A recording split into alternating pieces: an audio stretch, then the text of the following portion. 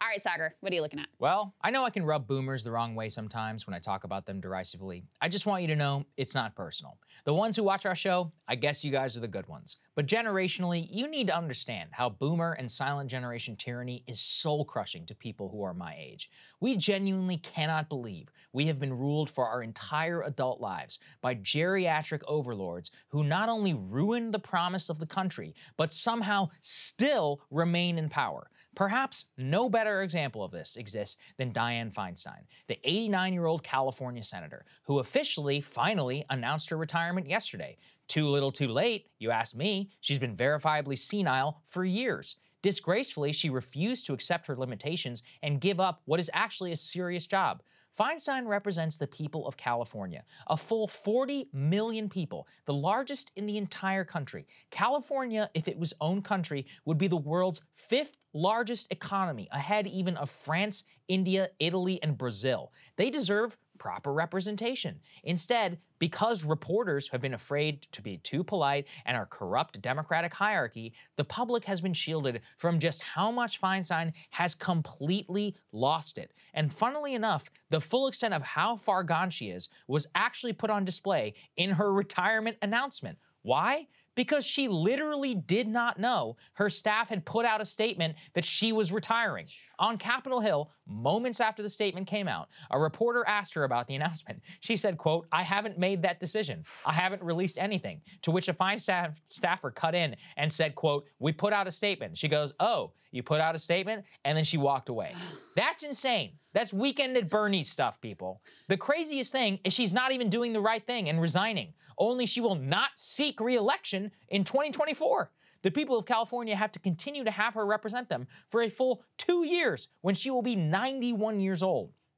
If I sound callous, I'm sorry. I know it's a tragedy when people age and families have to deal with it. She was a private citizen. I would have nothing but compassion for her. But she's not. She's a public servant. It's just not right. The problem with the Feinstein situation is just how much the Democratic Party and her fellow geriatrics in power have gone to protect her. When the San Francisco Chronicle in April did a story on how senile she is, the only fellow senators admitting it on background said she was senile. No one would say so on the record. Worse, the only person on the record was Nancy Pelosi, who said, quote, "Senator Feinstein is a workhorse for the people of California, a respected leader amongst her colleagues," adding that it is unconscionable, weeks after losing her beloved husband of more than 4 decades and decades of outstanding leadership to our city and state, she is being subjected to these ridiculous attacks that are beneath the dignity in which she has led and the esteem which she has held. Oh, it's unconscionable.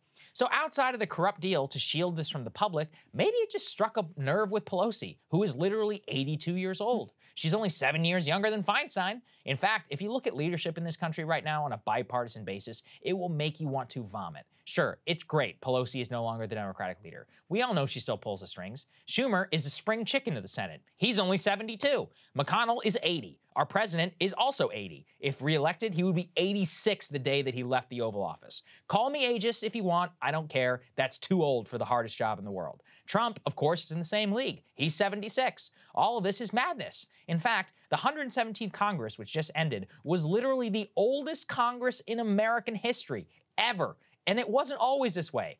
At a time when 50% of this country is below the age of 38, only 5% were the same in Congress.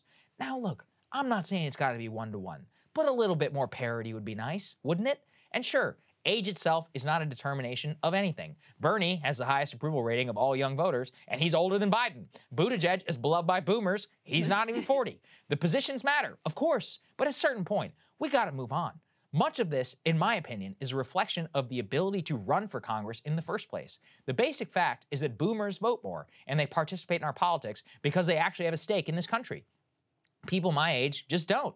The average 75-year-old today is 77% wealthier than the average 75-year-old 30 years ago. Meanwhile, the average 35-year-old is 19% poorer. Same for those who are aged 45 to 54. Those 34 and younger are also poorer. Much of you can also ascribe home values, which of course only helps the elderly. They have a massive net worth and keep going up with prices, making it only harder for millennials, Gen Z, and even Gen X to buy a house. Who cares about property taxes if you have no property? Who cares about estates if you don't and probably will never have one? Why even care about high income tax if the odds are you probably will never get there? That's why young people don't vote. It is also why those who do vote their own into power.